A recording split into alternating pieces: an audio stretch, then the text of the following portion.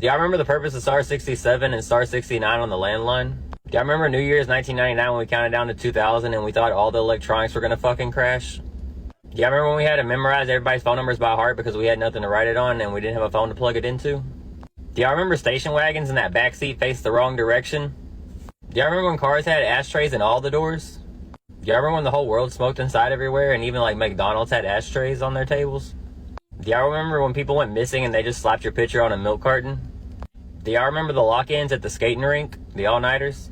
Do y'all remember when we didn't have GPS, so we just told our parents we were at somebody else's house, but really we were like drunk at a beach or somewhere and passed out in the back of trucks and on the ground and shit?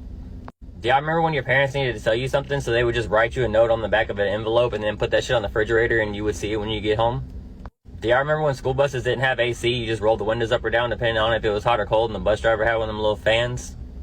Do y'all remember drinking out of the hose outside because once you were out, your parents were like, you can't come in and out? Were you raised in a barn? Do y'all remember learning to drive a standard?